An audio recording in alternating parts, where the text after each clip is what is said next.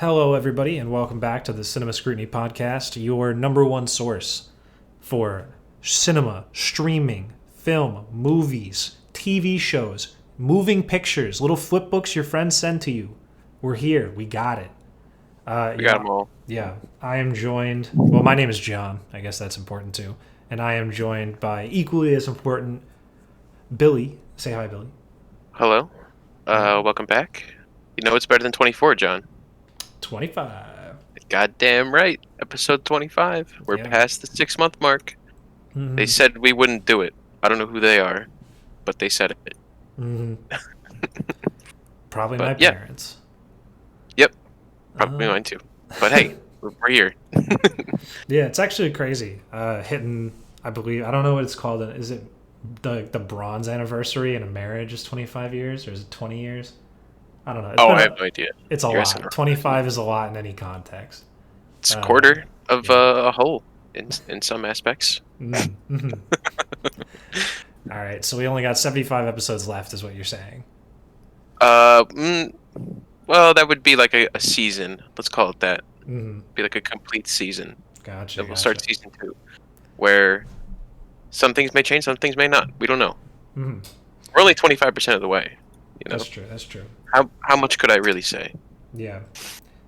Well, to be fair, we'll just talking about this week. It is a light news week. We have about 25% of the normal content, so we are going to add a little bit off the back. But we have some open-ended topics I think to talk about today. So we will see how how long it takes for us to get through everything, and then hopefully we'll get you guys out of here in under an hour with all the information that you need to know. Yeah. All right, so let's just jump right into it, as Philip DeFranco would say. So the quickest and seemingly easiest news of the week is Zack Snyder reconfirmed or changed his mind, or I don't know exactly what he did, but the Snyder Cut of Justice League is now a movie again. It was originally going to be a 4-part miniseries where each one was going to be like an hour. But now it is back to a one-shot, 4-hour-long HBO Max experience, which I believe is coming out in March? Yes. Okay, March cool. sometime. I believe the marketing campaign will start at the beginning of February. Yeah, that probably sounds good. Expect a Super Bowl commercial. Really? I would. Oh, yeah. Oh, yeah. Okay. If there's not one, I wouldn't be surprised. But if there is one, I also would not be surprised. I don't know. So because this is actually hitting me, right? So is it an HBO Max, is it an HBO Max ad, or is it a Snyder Cut specific ad that you're talking about? Potentially both. I'm gonna say, that's a good point actually. It might be an entire HBO Max little sizzle reel cut. Just promote the whole platform because they're going real hard with this HBO Max campaign. Yeah. They put out a little sizzle this past week actually, and people were talking. I think the big takeaway was people were they saw some new stills from Space Jam. Yeah. So they were like, "Holy shit!" New look at Space Jam, but it was 2 frames, so it's who cares? But I don't know. That's a good point. I think I guess it depends on how hard of a push the marketing campaign is going to be. If it's really big, then it will be just a single Snyder trailer. If not, it's just going to be full HBO Max. Go buy it. Yeah. Type of thing. And then Snyder Cut will probably be the flagship. Yeah. To be fair, I do think that you're right in that I think Snyder Cut is the next big thing that's coming out. I believe after that, it's Godzilla versus King Kong got pushed up to May, I think. It's actually March. So it is. So that might also be that then. Yeah, I could see that happening too. Yeah, I think a sizzle reel probably makes sense, and then you put your big, your coming soon heavy hitters right at the end or right at the beginning. Yeah, you just make them the most prominent part. I don't exactly know how to do that in a Super Bowl ad, but yeah, I mean, you got 60 seconds to fit as much in. Yeah. So I don't know. For the non-sports person, when is the Super Bowl? February? I think it's the second week of February. Okay, It's the so first or second week of February. that's coming up Yeah. pretty quick. Yeah. So it's like right around the corner. Do we have a Uh, halftime show yet? it's the weekend. The weekend's doing halftime Holy, show. look at that. It's the weekend because he accepted the deal to work the Super Bowl or perform the Super Bowl, Hmm. and then the Grammys were like, no, you're supposed to exclusively perform at the Grammys, and then they snubbed him for everything, which Yeah, was he really was whack. real angry about that. Yeah, well, rightfully so. Great album. But this is not a music podcast, so No. I won't delve into those discrepancies with the Grammys. But Yeah. So Super Bowl tangent back to the Snyder Cut. yeah, Does this move surprise you back to a movie or? not at all. No. Yeah. It was always a movie. I think I don't really like the prospect of like turning a movie into a miniseries. I don't know if you ever saw the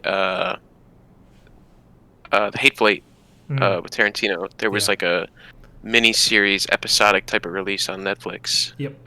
which was, it was cool, and I think it kind of fit that theme of what he was trying to do with that. But I don't think this really calls for that, like this type of movie. Um, Yeah. I mean, we're getting an extra 2 hours of content, so I guess what do I know? But Yeah. I mean, I agree with you. I think I think it's a thing that people want to do with these bigger movies to make them more palatable as you try to break them up a little bit. sure, For instance, The Irishman, even though it wasn't Netflix official, there were tons of episodic watch lists that you could do online where you would end it at like a certain time and then you would restart it and they would act as their own like episodes. yeah, I think, I mean, and granted, with movies that are intentionally longer the first time, I think is easier. Like The Irishman does have like these break points, whereas like same with The Hateful Eight, there's like these like defined break points where arcs of the story, acts of the story come to a close. You know what I mean? sure, yeah, definitely, But when you're trying to target an initial 2 hour thing and then you just add another 2 hours, I think it's just going to be a continuous narrative where it wouldn't make sense to cut it up. yeah. I mean, like if you watched Endgame in like an episodic kind of way, like a 3-part type of thing, Hmm. I think it would definitely change like the dynamic, I guess, of the movie. Yeah, Could I see it being done? Sure, but like I wouldn't watch it that way, having seen it. You know? yeah, that's fair. I also think that HBO Max if I remember correctly, they don't do weekly episode releases. Hmm. So like it wouldn't even really matter. So they might as well just make it a one shot. You don't have to do all the extra work if you just put in one. Yeah, I think there was also like the whole like episodic release thing was also kind of like a talk of, oh, you can keep the conversation going about the Snyder Cut over the course of like 4 weeks. Yeah. But with uh King Kong and Godzilla getting moved up to March, it looks like now like there wouldn't really even be a point because it's like you could draw out the Snyder Cut to 4 weeks, but then it's like you got Godzilla and King Kong to promote too. So like, why not just drop Snyder Cut beginning of the month, Kong end of the month, Yeah. something No, like I that. agree with that. So I don't know. I'm excited. I know some people, hate long movies, and I understand why. It's a long sit. I wouldn't be surprised if people break it up into parts. I could see it happening, but I'll be one of those people who's just gonna sit down and endure the storm, if you will. Yeah, I don't think I can watch this in one go, Yeah. just because of my like current schedule. Like it would basically be like my entire day. If it was Yeah, a that's like work day. it's like a whole night. Yeah. Like if you're gonna watch it at night or something. But sure. Yeah, I don't know. I'm gonna have to break it up, but I'd rather I can break it up at my own pace. I don't need to be dictated. I guess it doesn't matter. You know what I mean? Yeah, no. And I think that's it's probably why like they 4 kept it hours. as a- Like people complained about the Irishman. It was like 3.5, and like it's understandable. Like at least with Yeah. Endgame or something like Justice League, like there's action involved in a way that's like it's superhero action. Yeah, I feel like it's the Uh, difference between watching The Lord of the Rings and watching the definitive extended cuts, where it's just Yeah, a violently long film. definitely. I've only watched the definitive extended cuts of Lord of the Rings. I'm a weirdo like that, but Mm. Maybe they're I like like the $5 a content. piece. You know, I mean, why not? Yeah, they are pretty good. If you love the content, then why not? I Yeah. don't know. All right. Uh, I think we should probably move on if you're good. yeah, definitely. All I'm right. good on that. So this we're gonna jump from DC to Marvel. We got a pretty interesting rumor that has only gotten more interesting, I think, as time has gone on. Yeah. And so earlier in the week, the rumor was that Chris Evans he was in the talks about to close a deal for coming back to the MCU for, I believe, just one movie, kind of like Iron Man and Civil War, Yep. just like a one-off thing. But the newest addition to that is that Chris Evans also commented on it, saying that that's new to him. Like he's never heard this rumor, Right. which to me very much suggests that this is 100% true. And Oh, he's probably lying. yeah, I Probably. mean, if we're thinking about all of the most recent stuff, the actress for She-Hulk, she's like, I've never even heard of She-Hulk. What's a She-Hulk? 2 weeks Yeah. later, star is She-Hulk. Oscar Isaac right now, not saying any, like, you know what I mean? Like 2 weeks, then all of a sudden it's like, oh yeah, Oscar Isaac's Moon Knight. Right. Or the Um, girl who played she's playing Hawkeye's daughter. yes, yeah, Haley Kate Steinfeld. Bishop. Yes, yes. Yeah, She was uh denying it all the way up until the set photos got leaked. And then the set photos leaked and she's like, "It's not me." And they said it's her. And she's like, "Oh yeah, I'm in it." Like, yeah. come on, So guys. obviously, like Chris is just defending his NDA. Yeah. But you know whether or not he is, he actually might be telling the truth. But I would like to think that he's not because that would be way more interesting. Yeah. And I guess we could just, I think a good idea for this would just be to spitball what we think he is doing. So I guess I'll kick it back to you again, Billy. What is your initial thought? Like, what is Captain America doing? What is Chris Evans doing? Yeah. I think my initial thought was Doctor Strange 2. Hmm. I can't see it being Spider-Man 3. There's too much going on with that as it is, and not to mention I'm pretty sure it's almost done filming. But Doctor Strange 2 sounds like the most reasonable, just because they're doing the whole multiverse thing. Sure. I could see Chris Evans showing up from like an alternate universe Cap. Maybe they'll do like the Hydra Cap kind of thing. Yeah, that was my thought as well. I saw some people talking about that, but I don't know. If if he does come back, if this is all true, I would prefer it to be like a Hydra Cap type of thing, or like a different kind of Cap that we've seen before, Yeah. because I think it's too soon, like on a surface level. Like just seeing the report and like without speculation at all, Yeah. my first thought is like this is too soon. Like he just died or he just retired, whatever you want to call it. Hmm. And I don't necessarily want to see him back, even though I really like him and I want to see him back at some point, you know. Yeah. But how soon? You know, like how soon do we want to pull the trigger on like the bombshell of he's back? Oh my god, you know. Yeah. No, I So agree. I don't know. I think for me, another thought that came to mind was Old Man Cap is like a traditional comic book storyline. Mm, They could bring in, I don't know, like that could be like you know, so Doctor Strange 2 is a good bet. My guess, however, is since he has not signed on yet, mhm. that it is actually something farther away. Into which case, I will give you two strange ass possibilities. Okay. One, sorry. One, we get Old Man Cap in Young Avengers. And Okay. he's like the leader. He's like Batman to the Teen Titans. You know what I mean? He The checks in. Like Sure. he's not running the show necessarily, but he's like the adult figure in all of their lives. And then Yeah. maybe we introduce his like alternate timeline kid from when he goes back in time and he's got like, you know, little Captain America or whatever the fuck. Okay. Because I agree. I feel like you can't bring him back in a Captain America capacity because most likely we are passing that role off to Sam Wilson, Yep. the Falcon, in The Falcon and the Winter Soldier, which comes out later this year.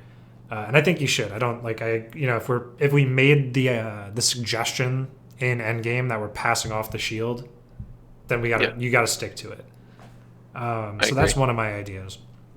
The other one is we do Secret Wars, where Cap like miraculously shows back up into the world, and this is the Secret War or Secret Invasion. I think is the whichever one they're doing, whatever. It's Secret Invasion. And it's the Nick Fury, Ben Mendelsohn show, and then Captain America shows up as not Captain America, like Hydra Captain America. I see what you're saying. But he is the villain. Like, he is the Skrull that has come back, that has come to Earth, and he's impersonating Captain America. Everyone's just relieved to have him back because, he's one of the Earth's greatest heroes. And then, like, he teams up with Nick Fury and Bill Mendelsohn for something, but then he becomes the bad guy. You know what I mean? That could be really fun. That could actually, I like that idea. Because I think that Secret, especially, I don't believe we talked about it, but for Secret Wars or, like, whatever. Is that two separate things, Secret War and Secret Invasion? Or am I just... They are two separate things. But similar. Secret Invasion is the thing that they're going to do, or that they're working on for the MCU. Gotcha. Secret Wars is much more like in-depth, kind of wacky stuff going on. Yeah. Okay. Secret Invasion is specifically like the Skrulls infiltrating the planet. Yeah. And like you find out certain people are like not who they are, type of thing. So that's like I think the biggest plot point, if I remember correctly, of Secret Invasion. It's like you're finding out there's a ton of MCU characters. You're finding out that some of them have been Skrulls for years. It's crazy. And I think that this would be. They did mention that there's not going to be an Avengers-sized cast, but to have at least one Avenger come back, but it's not actually him. I think that would be a really good surprise, and I think it'd be a good use of Chris Evans to turn him into an evil character. Yeah, and also have it so. The thing that I would also do is I would have Chris Evans obviously act as himself, but then I would also have him get in the Skrull makeup and do the Skrull. Like whatever Skrull it is, and then just have him be the villain. Because I feel like, cool. A Skrull that looks like him. Yeah. I feel like Chris Evans doesn't get enough play as the like the non-hero, I guess. Sure. You know what I mean? He's like a hero type of guy. Yeah, I feel like it'd be interesting to see him explore another side of a role or something like that. The darker side of the MCU. So sure, there's my hot take. I also just thought of, we know that Sword is kind of going to be like emerging as like some kind of player in the universe pretty soon, or like right now even. Yeah. I won't get into too much detail about it, but I think it'd be interesting I like the old man Cap idea, because I just think it's just like a badass premise of how he's like still working for like the greater good, even though he's like really old and can't really do what he used to do. Yeah, it's very much old Bruce Wayne in Batman Beyond. Right. I'd love to see him like as old man Cap, but he like runs Sword. Like he's the guy who started Sword, because like he knew Shield was going to collapse in the future, so like he built Sword, and like he's the director. I get what you're saying. So like he went back in time. When he goes back in time in Endgame, he starts Sword. He starts Sword back then. Yeah. I think that's actually part of like a comic run. I don't know if it is, but I feel like that's true to some extent. Like yeah, Old Man that Cap, sounds good. like the director's Shield or Sword. But I mean, as fun as all that sounds, I don't know how willing Chris Evans would be, or the studio would be, to putting him in like this old man CGI role at all times whenever he shows up. Yeah, like a more defined role. Right, because one, it's expensive, and two, it's like, why wouldn't you want a youthful Chris Evans while you have him? Yeah, that's true. So I don't know. I like both your ideas, though. I think that those will both be really fun. Yeah, I think anything that happens to him is going to be fun. Like this is also like a really small thing that we didn't talk about, but we brought it up before we were talking in the podcast. That Ben Affleck was doing an interview with whoever, and he was talking about the MCU, and he said that Kevin Feige is probably the greatest producer of all time. Yeah. And he was like, most people in Hollywood have no idea what the fans want, but Kevin Feige, he knows what they want. Mhm. And I like Yeah. facts. Like whatever Kevin Feige does with Chris Evans and Captain America, I'm gonna like it. Yeah, probably. I have literally no doubt in my mind that I will enjoy it. Yeah, I would also agree with Ben's comments there. I mean, of all time, I mean, like he's definitely the most like he's definitely got the highest stats. I mean, if we're gonna talk about just like numbers wise, Yeah, but he like definitely has the I also monetary agree with the stat. sentiment of like, he knows what the fans want. He constantly delivers, and he's got like a legendary track record in front of him, and he's still going, and Yeah. he's switching franchises in the middle of an insane run that he's on right now. The past 10 years, 12 years. Hmm. Uh, but yeah, I mean that I you can't disagree to an extent, you know. Yeah, Mans is definitely putting in work. And, Yeah. we'll let him do his work. We'll come back to it. I believe, well, obviously, WandaVision's running right now. The Hmm. next thing that comes out, I was going to say Winter the Soldier Black. and Falcon. Yeah, I was going to say Black Widow, but it might actually be, it's probably Winter Soldier and Falcon now. I think that's also March. Yeah. Pretty sure, or April. So, One of them. we'll see. Yeah. That's also a tough one because I heard that those two the show and the movie are like tied together via some characters. So Right. they gotta do something. They gotta drop Well, something. I think we'll find out within the next month to 2 months what's going to happen with Black Widow. That's Uh, true. That's true. whether it'll be on services or not. Yeah. Um, And you will hear it here first. hopefully. Yeah. We can only hope to get such a scoop, but yes. Yeah. Well, just don't check any other outlets, and you'll definitely hear it here first. So, Definitely. That is definitely true. yes, that's correct. All right. So let's move away from the MCU and superheroes in general. We got a couple of sword and sorcery based topics to talk about for the next half an hour. Fun stuff. Yeah, so we are going to move into the Lord of the Rings Amazon series. They got some plot details revealed. So, for those of you who don't know, Amazon has been working on this Lord of the Rings TV show probably for like at least 5 years. I feel like I hear about it all the time. I feel like I remembered hearing about it for a long time. Yep. Super ambitious. There's a cast list below in this article that we'll probably go into just a tad. Yeah. The rights were offered up a long time ago, and Amazon picked it up, and ever since then, it's been like a nonstop, just like train ride to potential greatness here. But, $500 billion investment in the first season, like that, it's nonsense. Just like, what do you do? Yeah. Like, this is possibly going to be the most expensive television show ever, and it's going to be insane. But and also, complete side note to this article, I also read recently that they are starting to work on a Lord of the Rings movie, like another one, completely set. I don't know on Amazon. I think they just meant in general, like a live or a theatrical release. Yeah. But like thousands and thousands of years, much like this one before the other movies and stuff. Okay. So anyway, let's just dive into here. I'm not going to read the full synopsis word for word because I'll just be honest with you guys. Like after reading it, and you can read it, you can pause right now and read it in full. It's a whole lot of nothing, really. At least that's how I read it. Like the first half of it, is like it's going to be an ensemble cast, which to me just says Lord of the Rings. Like that's just how it is.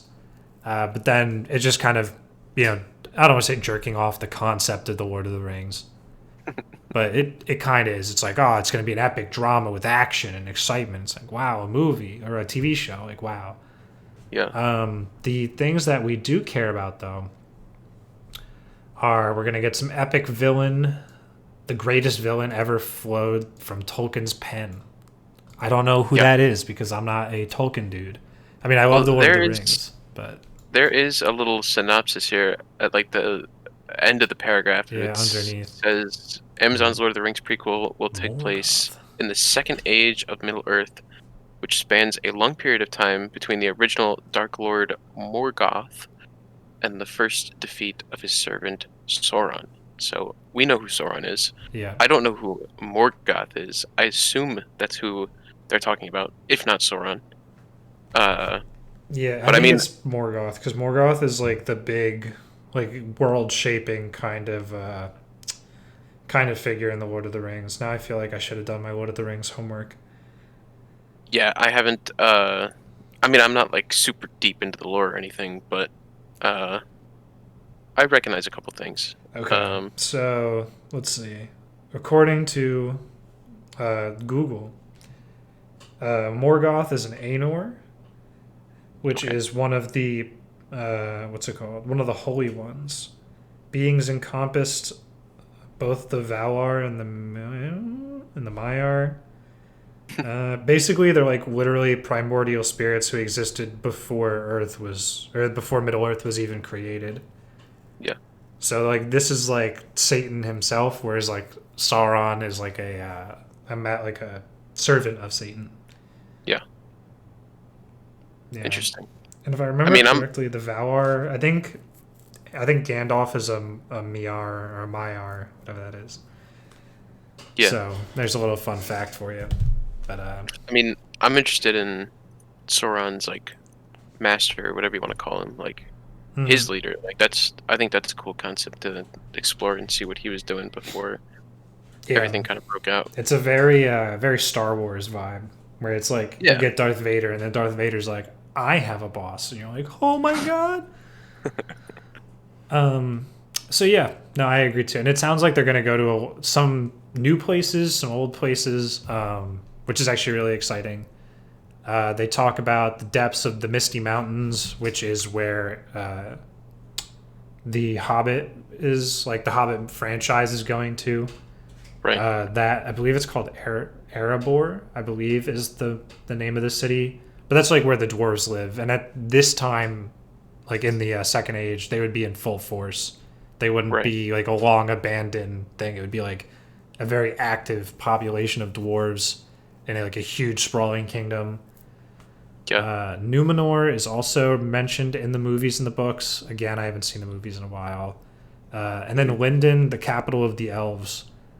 We have never seen that on film. I don't even think it's referenced probably in the books, but I don't think they go there because they go to Singorn and no. Isn't that the Hmm. the elvish city in like the mountains or whatever? That's Yeah, not the it's same like place. different place. The one in the forest is called something else. The council is it Elrond? No, Elrond's the dude. I'm not sure. The Fellowship of the Ring. I'm trying. Yeah, I'm trying to like remember what the fucking thing's called, but I do not believe we go to Lindon just because those are wood elves in the Lord of the Rings. Yeah. Yeah, I don't know. I feel stupid because the Lord of the Rings lore is too fucking deep for my feeble mind. There's a lot of stuff. Yeah, but I'm fucking excited. Like all this sounds good. I mean, it's always cool. I always like Lord of the Rings stuff. Yeah. Um, I see here in the cast list. I don't recognize like any of these actors. They Hmm. look like a lot of. It looks like there's a lot of Game of Thrones and medieval type of actors involved. Yeah. Um, this guy on the first slide in the middle with the cowboy hat. Yeah. He's from Ozark, so I know who he is. He's like the only one I recognize. Yeah, that's fair. The Um, guy on hold up, I just got slammed like 50 fucking slides back on accident. The one dude that I also know is the dude on the right of that initial slide. He is in Nightfall, and he is okay, also very good. He plays opposite the main character and Mark Hamill for a while, okay, and he's got the vibe. He's got that medieval fantasy vibe to him. I mean, yeah. obviously. I mean, why would you not recruit actors like this since they've already been in a similar like acting realm? I guess. Yeah. Also, to be fair, you are right. Like, none of these actors are big name, like absolute knockout actors, which Yeah, is surprising, but also perhaps not. Just because like if you're gonna tell a story, like you can do it. Okay, and I don't want to say that like the best actors aren't good actors, but there's a lot of good actors. You know what I mean? yeah, Like you don't always need I guess the star of the show. Like you don't need someone to sell the tickets. I think this will sell itself. yeah.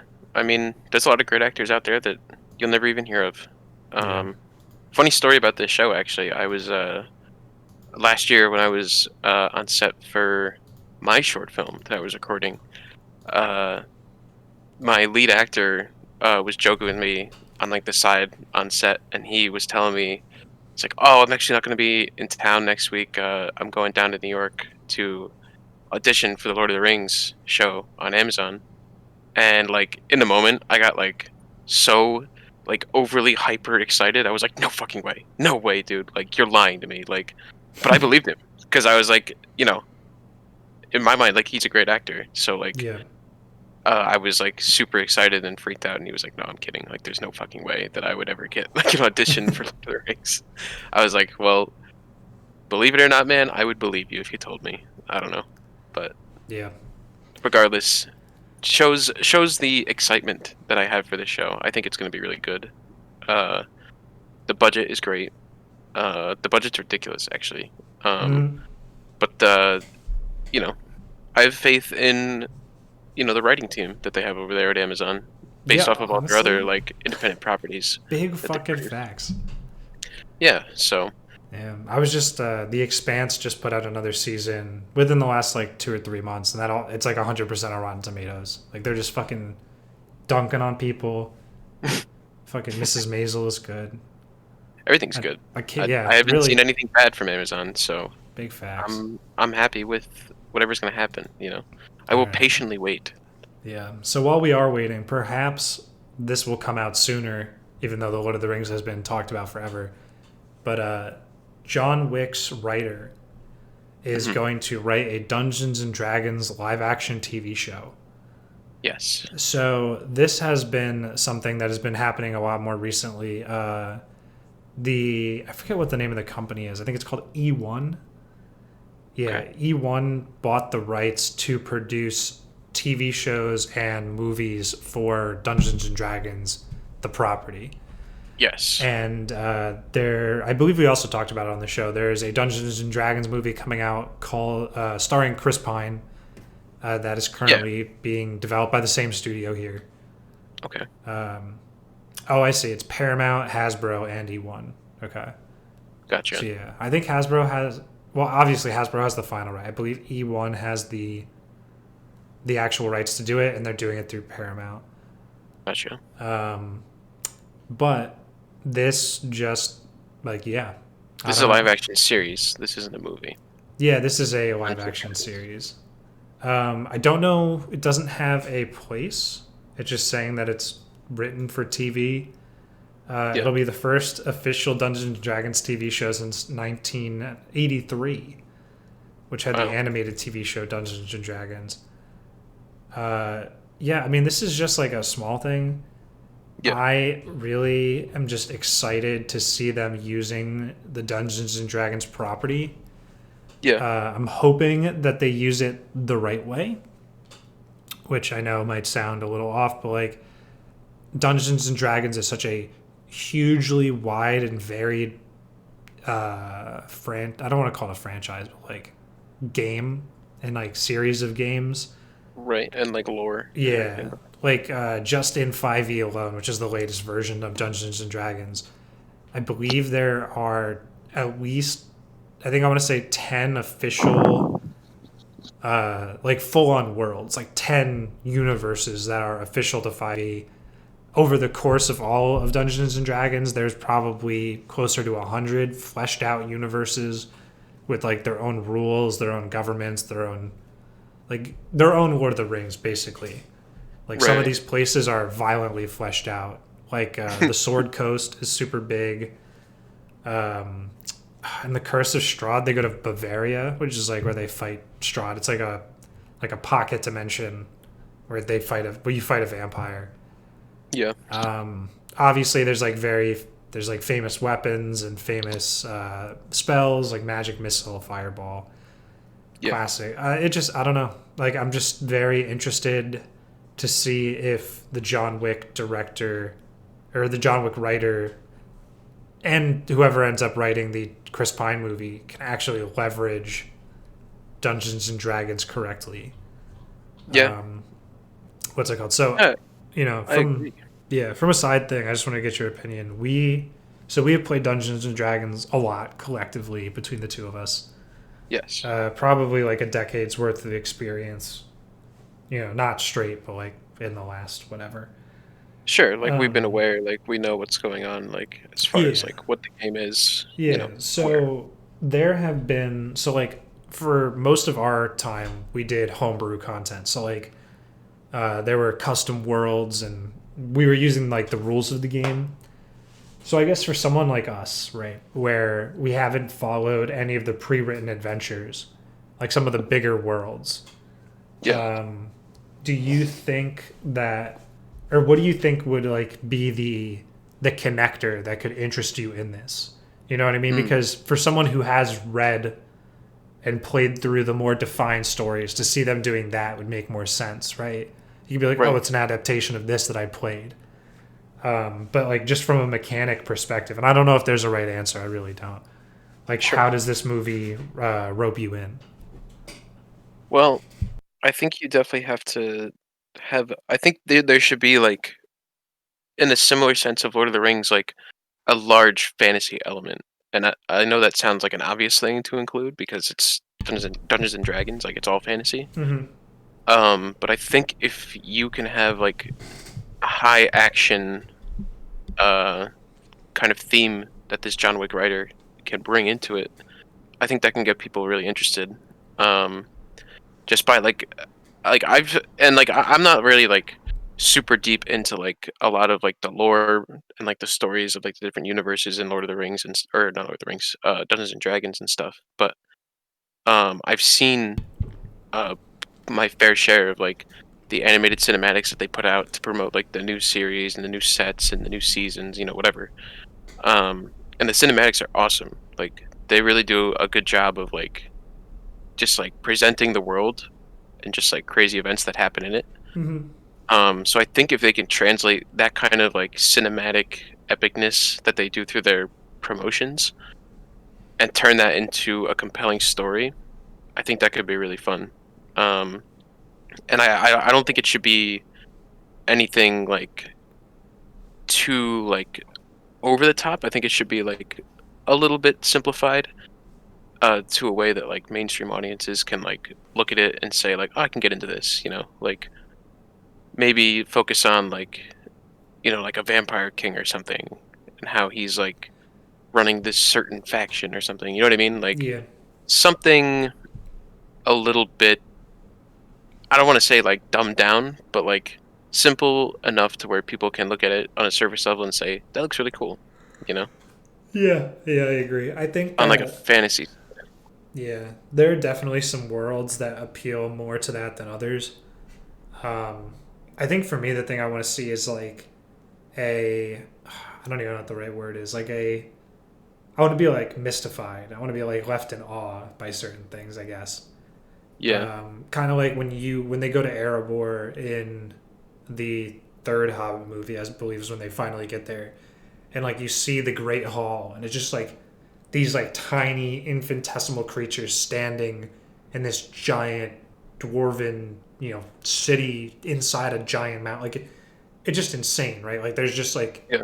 you look off to the left in some of these caves in the Lord of the Rings, and you just see winding staircases and whole ass buildings and these giant bridges. Like it's insane, Yeah. and like it makes you get you interested. Like it keeps you mystified, Yeah, definitely.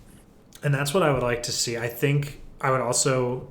My guess is they would use the Sword Coast, which is like their most, I guess, used currently world or universe in 5e, and Hmm. that has some really good stuff in it too. Like one of my personal favorite things is there is a beholder, which is like a giant floating eyeball with a bunch of tentacles on it, with little I've eyeballs on seen the end that. of those.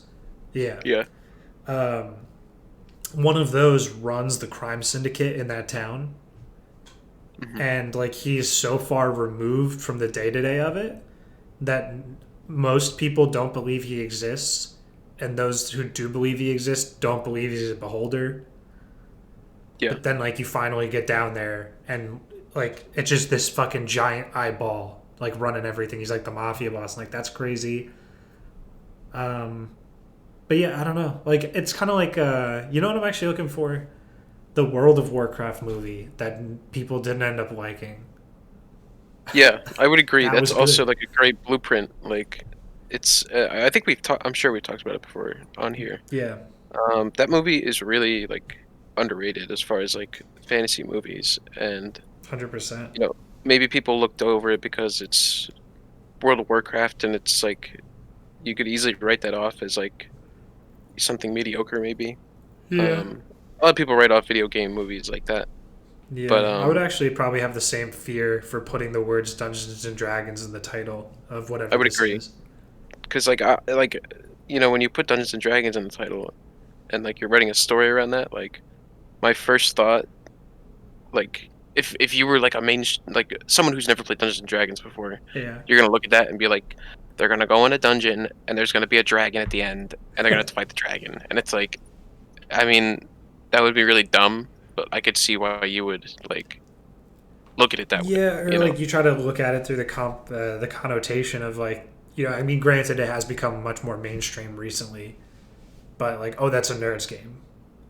Yeah, sure. Like, oh, I'm not gonna watch that. That sounds, like I don't play that game. I wouldn't get it, or that, that sounds too niche. You know what I mean? I like, I think they should have like an original title, and yeah, then maybe like do like uh, I'm trying to think of like a subtitle that's like a Wizards of the Coast story or like yeah, a Dungeons something and like that. Dragons film. Yeah, so it's something like that, Yeah, Um, just to like give it like its own uniqueness. yeah, I agree. Um, but yeah, I would agree. I think you have to appeal to a lot of people. I think the movie may have a little bit more going for it because at least you have Chris Pine to sell on that like Yeah, that's lead the actor. one where I think you throw away the Dungeons and Dragons almost completely. Yeah, Like maybe if it's about like a defined Dungeons and Dragons storyline or world, you keep that in. Like you'll say like, if it's about the Sword Coast, Legends yeah, of the Sword Coast or whatever is the name of the movie. Just to that'd be like, cool. so the people who know, but the people who don't go, oh, Chris Pine in, a live action like fantasy medieval thing. Yeah, Because he was in, was it called the King? It's I either think the it's Outlaw King, King. Outlaw King. Yes, thank you. Which not a fantasy movie, but very much he probably looks exactly the fucking same. Yeah, You he know what I would mean? probably look So similar. yeah. Yeah, So you see that you're like, oh, I like that. I'll get into that. Like I feel like that's the end. right, right, definitely. All right. Well, we have not overstayed our welcome, but we got places to be. We're actually keeping good time. Yeah, So I'm going to move off of that. Really hope these both turn out well. Feel like Dungeons and Dragons has a lot of good story to tell. Same with the Lord of the Rings thing. definitely. It's always nice Love, to see like fantasy stories getting told. yes, I love feel some like high budget fantasy. the last really good stuff that came out was, of course, you could talk about the Hobbit movies, um, but you could maybe like Bright, even though regardless of what you think of that, I thought that was an interesting kind of take on the Yeah, genre. Bright's It's good, nice. and then Yeah, well, fuck, what's the it's name of the movie? I love it. The Last Witch Hunter. It's very good. yes, yeah. It's just nice to see people revisit the genre and try and bring it to somewhere new. Yeah, I agree. And they have the potential to do that. So All right, yeah, we are going to jump out of our news topics for the week. And we wanted just to take a couple minutes here just to talk about what we are personally watching, what we've been up to this week, help fill up the gap, but also keep you guys in the know about what we're currently enjoying. yeah. So I've been kicking it to Billy for the entire thing, so I'm going to go first, if that's okay with Go you, Will. ahead. Go right ahead. So I've been trying to clear out my backlog of movies. Unfortunately, you end up watching some of them. I feel like I've watched at least 3 this week. I can only think of 2, which, it's what happens when you get to the list and you feel, like you put a bunch of stuff on your list and you feel compelled to watch it. And then sometimes it ends up being bad. I've been trying to, like, just exit things more often. Yeah. Like, if I'm 10 minutes in, I'll just be like, oh, fuck that. I actually remembered the movie, and I just remembered it now, which is great. Um, so the things that I saw this week were Outside the Wire. That was on Friday. I will not talk too much about it here because we are actually going to be talking about it next week on this show. We're going to be reviewing it. Hmm. A little fun tidbit. It's on Netflix right now. It's kind of, I'd say it's worth a watch. If you guys want to obviously be in the know to catch up on the next week. Yep. I watched Ava on Netflix as well, which is Jessica Chastain is a assassin. Oh, I heard And about this movie. yeah, Yes, it's like very popular right now. Yeah. it's her, Commons in it. Um, he's such a good actor, and I'm gonna forget who the fuck he is. The dude who played, he's in Red. He's like one of the old people in Red. Yeah. John Malkovich. Jesus Christ. There we go. He's in it, and Mr. Fantastic is in it from Fantastic Four. He has a cameo in the beginning, not as whatever. I guess he's just in it. He's not really a cameo. Yeah. It's pretty good. The writing is not the best. It's just kind of like one of those things where everything is awful and she's an awful human and her past is awful and life is awful, but the action's really good. Yeah. And that's about all I can say for that one. And then the movie that I actually enjoyed the most this week, and also side note, just in general, I've just been watching Star Trek. That's a TV show. Star Trek Next Generation. Been rewatching it just as like a white noise, I guess, like something to pass the time with. But the movie I enjoyed the most was a movie called Angels and Demons with Tom Hanks. And it is... Oh, okay. Yeah, so it is a sequel to The Da Vinci Code, which is also Tom Hanks and also really good. And basically, the whole premise of like the series of films is there's like... it's basically like an alternative universe thriller about like Catholic mythology. Yeah. So like, it just, I don't know, like the Illuminati is the main villain in the second one, and Ewan McGregor's also in it, which is always a big, or Ewan Mc something. I think you're right. Is it McGregor? I think so. I haven't seen him in a long time. Stroke. Hold on. I said McGregor, and then I was like Conor McGregor. Ewan, wow, that's embarrassing. Obi-Wan Kenobi. Hyped on the fight this week. Hyped on the McGregor hype. Yeah, okay, it is me with McGregor. Fucking Obi-Wan Kenobi, god damn it. Yeah. Yeah, it's just, I don't know. There's something about alternative Catholic mythology that I really fucking enjoy. Like, what if Warrior Nun on Netflix is another great show that does it. Where it's just like, like deep in the Catholic Church, there's just a order of assassin nuns who fight real demons. I'm like, okay, like that's fucking sick. And Angels and Demons just fucking good. It's like the plot is that there's a scientist discovers antimatter, and antimatter is like considered the God particle. It's like what existed before the universe existed, so theoretically before God, right? And somebody steals the particle and plants it as a bomb inside the Vatican.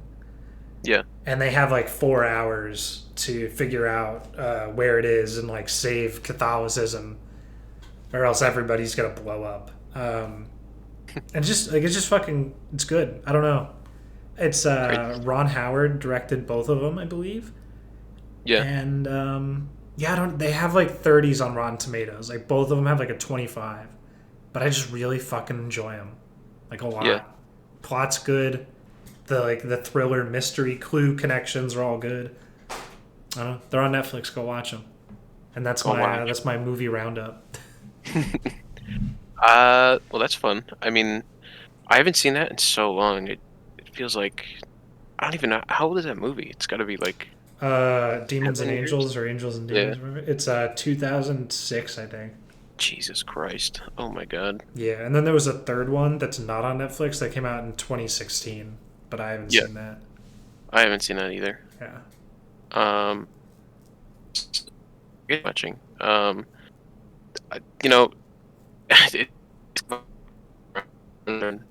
D&D and stuff, like half of this podcast, but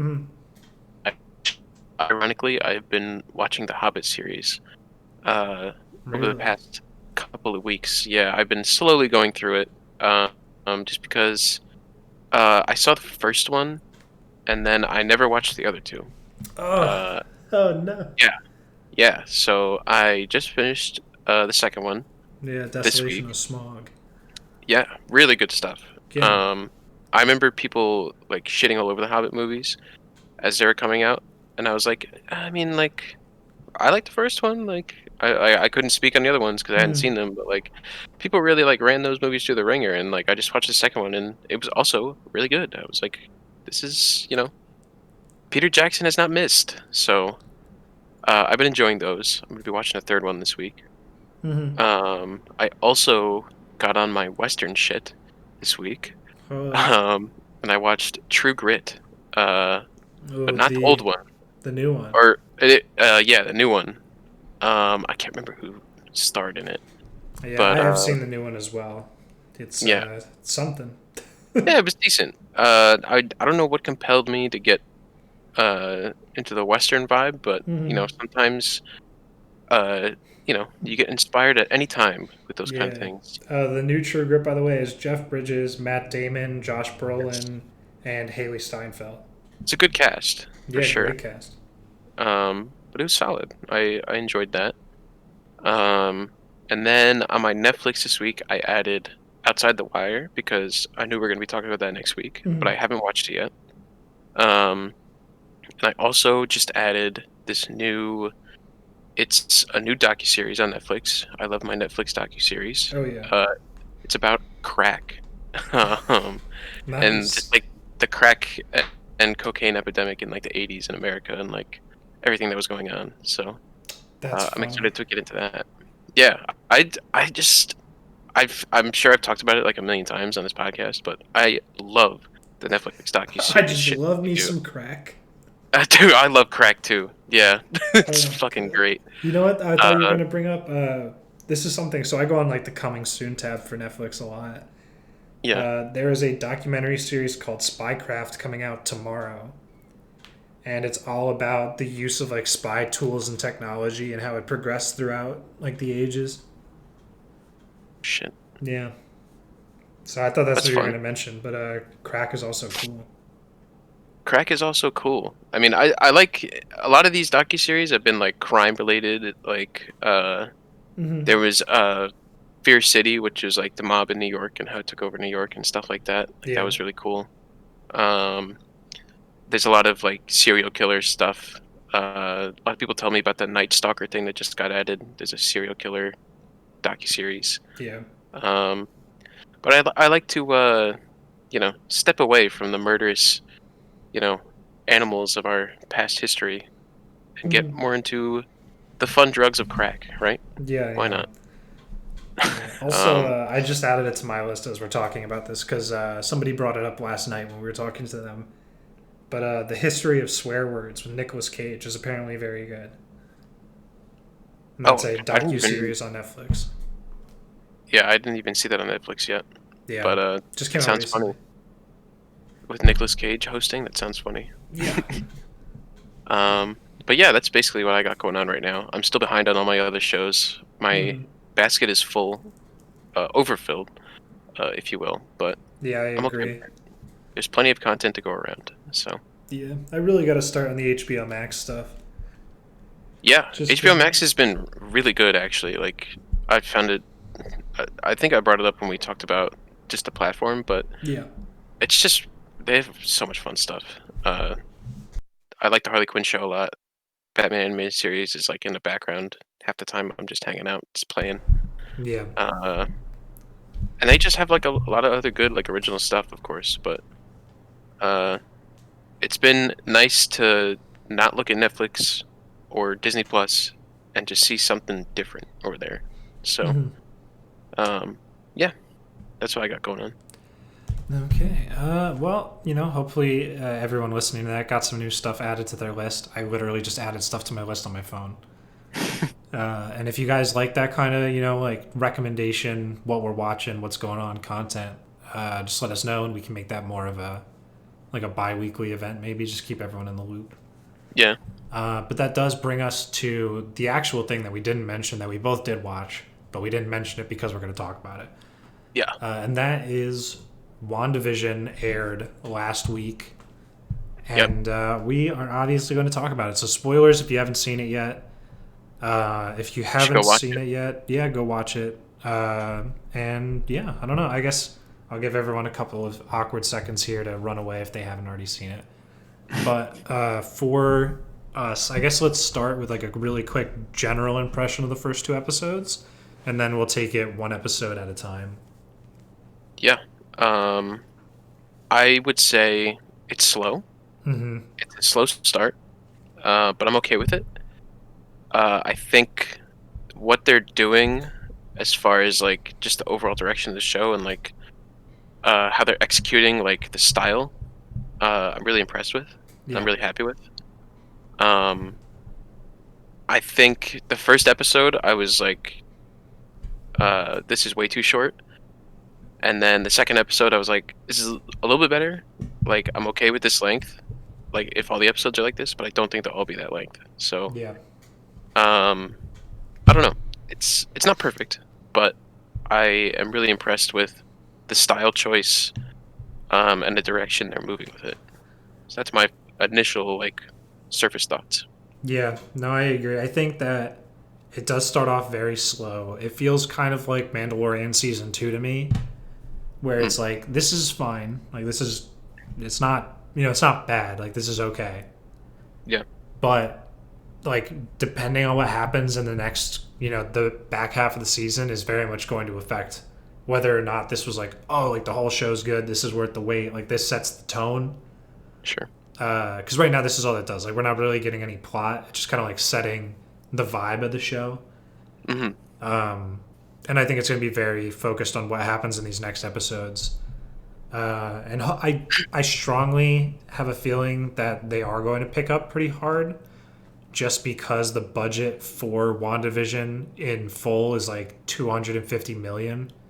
Yeah. And so far, we have straight up spent $0 fucking dollars. Like I'm not trying to undersell the production value of the show. Yeah. Because it's very high quality. However, there's no way that we spent $20 million plus on each of these episodes. I could believe it in the set building. I think the sets are pretty nice. I mean, the first episode only takes place on one set. That's true. You know I mean, like the first episode is two yeah, gets a definitely. little bit more, but yeah. This I first think, episode is literally just like one floor of one house, and then one office, which is literally just a box. Right. So like, that's how I'm viewing this to start, at least. And obviously, you know more about production than I do. I think the sets are probably really expensive, but I agree. The first one was definitely like, it definitely feels like a pilot where it looked like they pitched it in a way that like, okay, like this episode's just on one set. We don't have to spend that much money. Like, we can do some screen tests and show people like this is this, you know. But the second episode definitely picks up. I could believe that they spent some money on it. Yeah. Also, I think that like, I guess we can go and start to talk about episode 1 a little bit. Yeah. I almost feel like episode 1 was like, I don't want to say bad, but like bad on purpose. Like the framing of it, because it's just because they're trying to do this like perfect homage to the era of sitcom that this is, which I believe we're starting in 1950. Yes. There's a lot of like very strong elements to that. You can tell in the framing. Obviously, I think there's only 3. There might even only be 2 cameras. Like there's no angles. Like, you know what I mean? Like it's just this is the shot of the set. It's a very flat shot. Yeah, evocative of the era. The lighting it looks the same as it would be on a TV show like that. Lighting's super even. When Wanda is using her magic to do the dishes in the kitchen, it's all like serious. It's straight up wire work. Which is it's a direct homage to the sitcom Bewitched, which this whole episode and this whole series kind of is right now. Bewitched is about a dude who marries a witch, and like they just have to hide the fact that she has magic powers. And in that show, when they did Levitation, they did the same thing. Like it's basically just like plates on fishing wire that Right. just doesn't show up on film too, like so you can hide it. And that's what they did. And it's like very obvious, but like, and it's cool as an homage if you know. But Yeah. if you don't care about this like direct homage to film as a culture and a concept, like it just looks kind of cheesy and you know Sure. like oh, I don't want to say trash, but like it's intentionally not as well done as it could be. I guess is the point Right. It's not like the high budget stuff you're gonna see like, in the a normal typical TV MCU. show of today. Yeah, Um, they are definitely 100%, you know, paying super homage to the time, yeah, and each episode is like a different era, obviously. But Mhm. I would agree. They're definitely like committing really hard to it. Yeah, But that's part of like, I mean, maybe it's just easier for me to get into it because like I'm like a film guy, so like when I see stuff like this, it's like, oh, this is sick. Like nobody's doing this right now. But yeah. I mean, I it's can like definitely see how it could be like boring or like cheesy or like that's kind of dumb, yeah, But it is definitely semi part of its charm, but it's Mhm. also like like we don't make TV shows like that anymore for a reason. Like it just wasn't. It's not that great. like Yeah, they're I not think they're taking definitely it. capturing that charm though. That charm is definitely there between like Elizabeth Olsen and Paul Bettany. I think they're Yeah. selling like that vibe, even though like they're playing their characters. Obviously, Mhm. I think the the version of the characters that they're playing are definitely like in the vibe of like what they're trying to do. Um, but um, I don't know. But speaking of like just like the overall like tone, I guess, or like the Yeah. campy vibe, um, I like how they're layering these like hints throughout both episodes, like one and two, Yeah. of like this world is like it's like something's wrong. Yeah. There's a Um, lot of foreshadowing going on.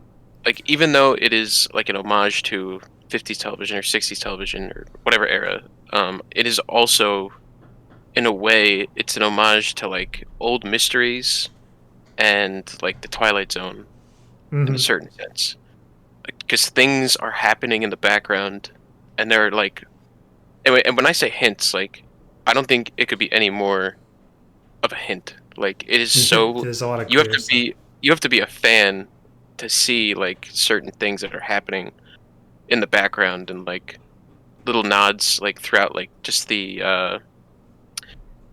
theme songs. Uh, there's a point in the second episode where the they're rolling out like that cabinet that they're Hmm. gonna do like the magic trick again. And I don't know if you noticed, but like the engraving on the front Yeah. of that There's the wardrobe Mind is like Stone. the Vision gem or whatever, Yeah. The Mind Stone. Yeah, and it's like there's just like little things, like it's they little things that add up. It's pretty crazy, like that they're not like addressing it directly, but it also makes sense because like it seems like Wanda is like in like a manic sort of in her own world state. Yeah, I think you can. There's a couple of ways you can tell. I mean, I think it's a very interesting take for the show Hmm. to have it actually like the credits and the TV and like the theme song and everything is actually something that is happening and Yeah, like it's being projected out into the universe and like Sword is watching the television show.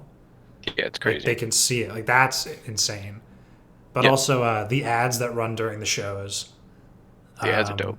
The ads are really cool and they actually I was looking I might have been on Reddit, but there were people talking about how the ads most likely represent like the trauma of Wanda's life so far. Yeah, And because the first one is a Stark toaster, right? yeah. And the toaster has that one red dot in the middle. It's slowly beeping, and it sounds like a Hmm. bomb, which is reminiscent of Wanda. Her like initial backstory is that a Stark bomb fell on their house and didn't detonate, Yeah, but it was still alive while they were digging her out, and she thought that they were just going to move the wrong piece of rock and it was going to explode. right. And then the second ad is for I think it's called, I think his name was Turnbull or like something like that. Like a, It's the Strucker oh, watch. Strucker, that's his name. I had It's no. like it's a Hydra watch, but it's Strucker who's like the Hydra general from Age of Ultron Yeah, who he's the had one them who like captured. manipulates. Yeah. So like I guess that's supposed to like represent like the time in like captivity that she was like with Yeah, Hydra, something Strucker like that. definitely tortured all of them, or Yeah, him, or her and her brother. yeah, So like that's crazy. The sword helicopter that shows up yep, is super cool, and how it's in color versus the rest of it. right. The beekeeper thing is really fucking weird when he shows up at the end of episode 2. Yeah, I don't know. Why he's wearing a bee Obviously, suit? like that's definitely part of like the mystery. Like, who is that, and Yeah. like how are they like infiltrating into the world? Mm-hmm. Um, it's all pretty crazy. Like, I'm like, I definitely like would say the second episode, like even from like the beginning, like the theme song and like how it Mm-hmm. was like that Jetsons animation type of look. Yeah. Uh, I was instantly hooked, and throughout the whole second episode, I was like, "Oh yeah, we're hitting a stride now." Yeah. Like they're Episode they're 2 hits moving, way better than the first one. yeah, and it's just in like content and just like what's happening in the world. Um, and like I think the house is different too. Mm-hmm. Like Yeah, they the house upgraded to a totally changes, 70s or a 60s set. right? So, and I'm sure it'll happen again next week. I hear episode 3 is going to be like Brady Bunch inspired, Mm-hmm. like 70s Brady Bunch type of thing, which will be also really cool, I think. Yeah. Um, I'm interested if they're gonna do like a '90s set, like Friends or something. That'd be kind of cool. Yeah. Yeah, I don't Um, know how far they're gonna get before it becomes not a comedy anymore. yeah, before it comes not like a TV. They're not in her world anymore. Yeah, they go like full Yeah. MCU. Yeah. Um, I don't know. Like overall, like I really like. I love the style. Mm-hmm. Um, I love how they're doing this like House of M mixed with mystery, mixed with TV homage. Yeah. Uh, I read something this week that um all like the Marvel like writers' rooms are all right next to each other Mm-hmm. in the building that they're in or whatever, and the team for the Loki show was like across the hall from like the WandaVision show, Yeah. and they were writing the Loki show, and they would have like a meeting during lunch every day, like, all right, like WandaVision is definitely going to be like the flagship show, like they're doing crazy shit over there, Yeah. like we got to step our game up, and it was like an inspiring kind of thing to see. And I can Yeah. understand that. After seeing the second episode, I was like, yeah, this show's definitely doing something that nobody else is doing. So, Yeah. I'm honest. I'm fun. interested to see what they do going forward because another thing with the Loki show, which I don't believe we talked about here, was that there's like heavy rumors that they've already started production on season 2. Yeah, I heard about that too. Which is one thing. Like I thought these were all going to be one-off, like standalone TV shows. But now, like I've Yeah, also seen places have started to frame WandaVision as like, oh, this is season 1, and not like a limited series. right. So I guess we'll see what happens based on how the show goes. But I agree. I like that they're pulling from a lot of places. It feels a lot like I believe the comic run was called I think it was called The Visions, and it was like when the Mhm. Vision moved to the suburbs and started his like robot family. There is actually a mini series, like an old mini series Hmm. that they're also pulling from. I think they're pulling from that as well. What you just brought up. Yeah. But there is one where they like uh they do the whole magic show thing from episode 2, Mm-hmm. and they have the same names and everything. But Oh, that's also interesting. that's from like the '60s. It's like a really old book, so Gotcha.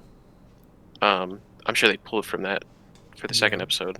But yeah, it's really cool what they're doing. Like how Yeah. many places they're pulling from, and like the amount of content they're mixing to make something new is really cool. Yeah. It I don't know feels how a they could lot do a season different. 2, but you know that I guess that'll all come together by the end. Yeah. Yeah. I We agree. All right. we Well, would. I think that about sums up our time and our I don't know, our thoughts on these first 2 episodes. Obviously, we will be back. I believe January, February, probably like early March, right around when the Snyder Cut releases to wrap this show up. I would assume it probably goes far into February. Yeah. Is there 6 episodes or 8? I believe there's 8 Okay. now. We talked about it on the here, so we should know. I Hmm. think it is 8 now. It's either 8 or 10. Okay. But yeah, we'll be following along pretty hardcore. If it gets super crazy, maybe we'll try to talk about it a little early, but I think we can probably hold out. Yeah. Hopefully it'll end before Snyder Cut drops, Mm-hmm. and we'll do like a full season kind of recap review type thing. Yeah. But yeah, I'm interested. I'm excited. I Mm. recommend it. Yeah, I agree. So anyway, that's been the Cinema Scrutiny podcast. If you guys could like, comment, subscribe, literally anything, shake the screen a little bit. I'm sure that helps the YouTube algorithm generate some kindness. But also, we just love to hear from you guys. Definitely, if you have any ideas for something you want us to talk about, like last week's user suggested story, just let us know because we love talking about movies, TV, and streaming. Yeah, definitely. It's always nice to, get some outside input. So we always appreciate it. Yeah. All right. Well, we will see you guys next week, and have a good one.